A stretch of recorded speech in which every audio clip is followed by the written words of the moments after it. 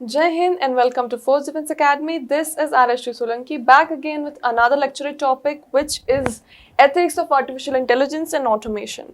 Now there have been multiple videos on Force Academy YouTube channel as well as SSB World regarding ethics.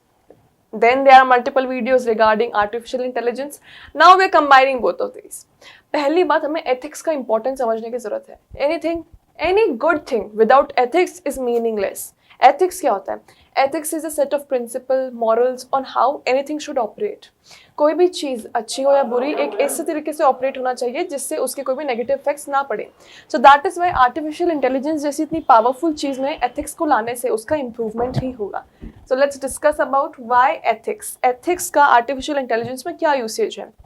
Now as we are growing, as we are moving towards development, हमें ये देखने को मिल रहा है कि artificial intelligence जो है conquer कर रही है हमारे एवरी स्फीयर ऑफ लाइफ को. समझ में आ रहा है. Now no sphere of life is untouched by social media और बाय आर्टिफिशियल इंटेलिजेंस और by the use of internet और anything.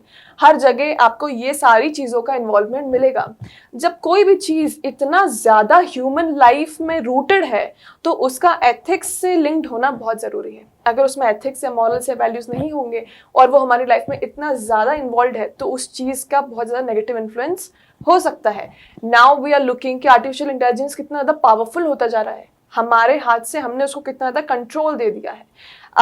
As chat GPT has came in our lives and all. तो उसके कारण भी बहुत ज़्यादा पॉजिटिव इफेक्ट्स तो हैं बट हमने उसको बहुत ज़्यादा पावर और लिबर्टी भी दे दी है.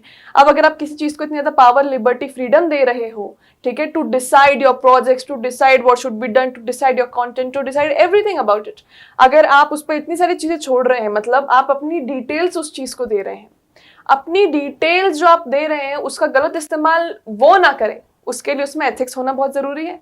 सो टेक्नोलॉजी में एथिक्स कैसे यार? Technology is not a human, it does not have emotions, so how can we link ethics with technology?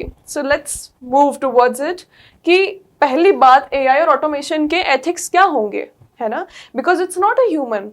Ethics and morals and values are linked with human emotions. So technology is not a human, it is not living.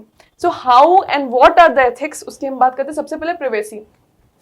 इंसान जितने भी जो भी human beings, individuals जो ये चीज़ें use करते हैं अपने अपने डेटा, अपने अपने रिस्पेक्टिव इंडिविजुअल डेटा उस पर डालते हैं, उस पर अपलोड करते हैं. नाउ उनके प्राइवेसी का सवाल है. तो ये आर्टिफिशियल इंटेलिजेंस उनका बहुत ज़्यादा वल्नरेबल कंटेंट जो वो अपना डेटा जो फीड करते हैं उसका मिसयूज़ ना करें, ठीक है, उसको प्राइवेट रखें.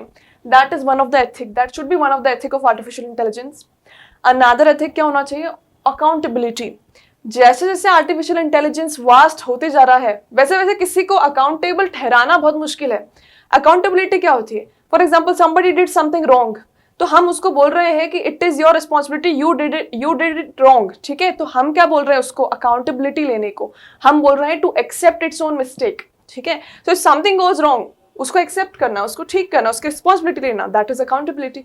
अब जैसे जैसे आर्टिफिशियल इंटेलिजेंस बढ़ रहा है अकाउंटेबिलिटी सेट करना बहुत जरूरी है कि इन सब चीज़ों के लिए अकाउंटेबल कौन होगा. Whether it would be the government, whether it would be the individual, whether it would be that private company, है ना. तो अकाउंटेबिलिटी भी बहुत ज़्यादा ज़रूरी है. It is one of the main ethics of artificial intelligence.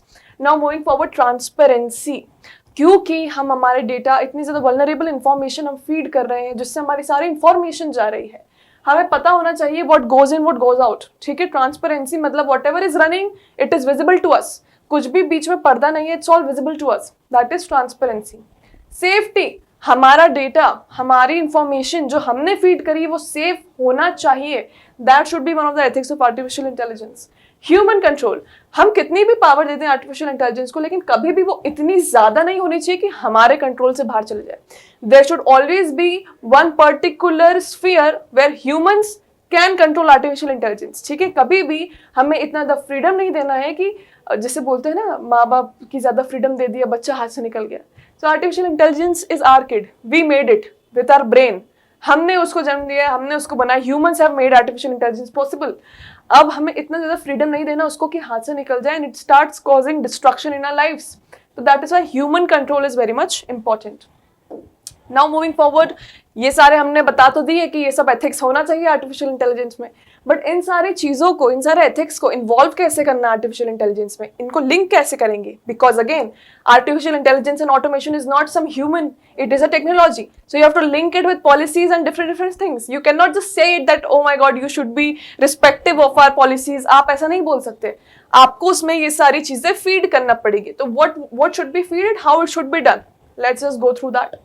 Incorporate ethical considerations into the design. Design में ही हमको ये सारी कंसिडरेशंस को डालना पड़ेगा through codings and through different stuff. हमें पॉलिसीज उसको वैसे बनानी पड़ेंगी with companies, with individuals and with the government. Accountability वाले उसमें अगर हम बात करें तो to ensure that they are developed in a way that is fair. ठीक है, मतलब जैसे हमारी डेमोक्रेसी रन करती है सबके लिए बराबर, वैसे ही इसमें भी होना चाहिए कि it is fair to everybody. ऐसा नहीं है कि एक के लिए बहुत अच्छा है, एक के लिए बहुत बुरा. The whatever policies are there, whatever facilities are there, should be fair for everyone. The good should be fair to everybody. Foster collaboration and communication. Now this thing is for safety. हमें कैसे पता पड़ेगा कि ethics जो है वो follow हो रहे हैं या नहीं? Bye involving public. जैसे ही आप लोगों को इन्वॉल्व करेंगे वो आपको फीडबैक देंगे कि ये गलत है, ये सही है. हमें जैसे हमारे पास रिपोर्टिंग का एक ऑप्शन होता है, हमारे पास एक ब्लॉकिंग का ऑप्शन होता है. तो these are the feedbacks and the power given to the public. इसके कारण वो आपको बताते हैं, पब्लिक इन्फॉर्म्स द डेवलपर्स कि this is wrong, that is wrong, and with the help of that developers can change that, है ना, उसको बदलाव ला सकते हैं फॉर द बेटर. तो ये सारी चीजें हम कोलैबोरेशन और कम्युनिकेशन से ला सकते हैं. Establish clear guidelines and standards. Now this is a very important step. हमें इंश्योर करना है कि एथिक्स जो है उनका इस्तेमाल हो रहा है या नहीं. वो कैसे इंश्योर करेंगे? हम गाइडलाइन सेटअप करके, सबको इन्वॉल्व करके, again individuals, private developers, companies, government, सबके साथ एक प्रॉपर पॉलिसी सेटअप करके जो होती हैं. इसके बहुत सारे वीडियोस भी अवेलेबल हैं यूट्यूब पे of these policies, them going to the court, them discussing the privacy clause and everything. आपको देखना चाहते हो तो आप बिल्कुल देख सकते हो. There is this Mark Zuckerberg वाला पूरा video on uploaded on YouTube. ठीक है. Now educating consumers, this is very much important because जो भी कंज्यूमर्स हैं, जो भी यूजर्स हैं, they are not educated or aware about their own rights कि सोशल मीडिया के रिगार्डिंग, आर्टिफिशियल इंटेलिजेंस के रिगार्डिंग, हमारी प्राइवेसी के रिगार्डिंग, हमारे डेटा के रिगार्डिंग हमारे पास क्या क्या हक है, हमारे अगर उनका मिसयूज हो रहा है तो हम क्या क्या स्टेप्स ले सकते हैं. There are many powers and rights allotted to them, but उन्हें पता ही नहीं है कि in case of the misuse of those वो क्या कर सकते हैं. तो उसके लिए उन्हें एजुकेट करना, अवेयर करना बहुत ज़्यादा ज़रूरी है. This is the work of individuals as well as the government, दोनों का काम है. Bringing transparency. ट्रांसपेरेंसी बोलने से नहीं आ जाती, उसको लाना पड़ता है. How? By making the policies clear in front of everybody. जो जो लोग इन्वॉल्व हैं, everybody, every individual should know these are the policies. हमारे पास आती है ना टर्म्स एंड कंडीशन, जो हम बिना पढ़े टिक लगा देते हैं, I agree, and then we continue. We have to go through those terms and condition because वो जो है वो लाइबिलिटी है इन लोगों के ऊपर. द डेवलपर्स, वो उन लोगों पे एक बोल सकते हैं इम्पॉर्टेंस रखती है कि अगर वो यूजर्स ये सब पढ़ेंगे तो उन्हें पता पड़ेगा कि what are the guidelines, what are the rules with which they work. तो इसलिए ट्रांसपेरेंसी बहुत ज़्यादा ज़रूरी है. और ये जितने भी हमारे पास टर्म्स एंड कंडीशंस आते हैं ना, that is the responsibility of us, the readers, the consumers, to go through those clauses जो हम बिना पढ़े टिक मार्क लगा देते हैं. उससे हमें पता पड़ता है कि हमारी क्या क्या चीज़ यूज हो रही है. जैसे हम बोलते हैं ना, access to microphone, access to entire phone gallery, तो हम एक्सेस तो दे देते हैं, बट इस एक्सेस से उनके पास तो कंट्रोल जा ही रहा है. तो that we should be aware of, that we are the ones giving them the access, giving them the responsibility. और जब हम हमारे पूरी फ़ोन गैलरी की, हमारे माइक्रोफोन की, हमारे जितनी भी चीज़ें हैं उसकी एक्सेस हम अगर दे रहे हैं इनको, हमारे डेटा की एक्सेस दे रहे हैं, फ़ोन में कितनी सारी चीज़ें होती हैं, and we without even thinking with entire trust give access to anonymous developers. हमें पता भी नहीं वो कौन है, हमने कभी उनकी शक्ल नहीं देखी, नाम नहीं सुना, और हमने उनको हमारी पूरी लाइफ की डिटेल्स, डॉक्यूमेंट्स का एक्सेस दे रखा है, और उनके पास पावर है कि with one click they can ruin our entire life. That is why ethics is very much important in artificial intelligence and automation. I think now you have understood the concept. So this was all about this particular topic. I hope you understood the video. For more such videos, subscribe to our channel. Till then, Jai Hind and take care.